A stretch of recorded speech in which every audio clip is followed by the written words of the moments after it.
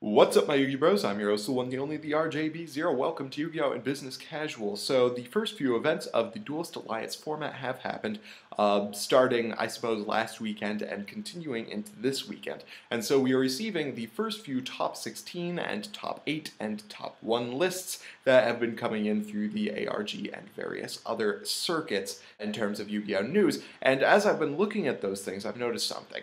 And that something is that there is no Tier 1 in terms of decks this format. There is no actual Tier 1 in decks being better than other decks. There are decks that are more popular than other decks, but in all reality, the decks that have been doing well because they follow well into the real Tier 1 of Yu-Gi-Oh!, which is the Tier 1 card. The Tier 1 card being Vanities, Emptiness. The ability of a deck to do well this format seems to be entirely contingent on its ability to effectively use Vanity's Emptiness. This seems to just be a fact based on the aggregate patterns of the last couple of weekends' events. If you can run Vanity's Emptiness well, then you can do well. If you can't, then you're going to have a serious uphill battle this format. This is why you are seeing Boojins do fairly well, why Shaddolls partially are doing really well, other than the fact that Shaddolls can just produce a ridiculous number of pluses anyway, and why Satellarknights are doing well is because these decks can support Vanity's Emptiness really effectively. With Boojins, it's because it's just really hard to take their monsters off the board. With Shaddolls, they have really big boss monsters, including Midrash, which is very difficult to get rid of without putting a larger monster on the board, which usually takes special summoning, and Delteros, which once again is a very large monster with a very good ability that's hard to get rid of while Vanity's Emptiness is on the board.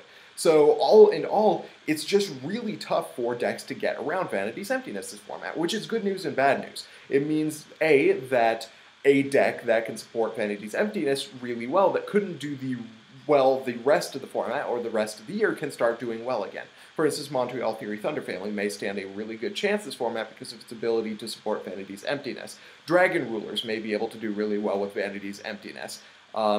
Things like Boojins, once again, are going to do really well this format because of their ability to support Vanity's Emptiness. The bad news is if your deck loses to Vanity's Emptiness, then you're kind of in trouble. The good news part of that is that basically every deck this format loses to Vanity's Emptiness. It just really depends on when your opponent gets their Vanity's Emptiness and when you get your own Vanity's Emptiness. So that actually brings me into my video for tomorrow, which y'all should stay tuned for, which has to do with MST theory. So stick around for that. Meanwhile, I hope you guys liked this video. If you did, let me know in the comment section below, and of course, thumbs up. And if you didn't, once again, let me know why in the comment section below, and tell me what you guys think of a Vanity's Emptiness ruled format. Is it really that strong, this format, or am I just exaggerating? Thank you guys for watching. I'm your host, the RJB0, and I got a jet. See ya.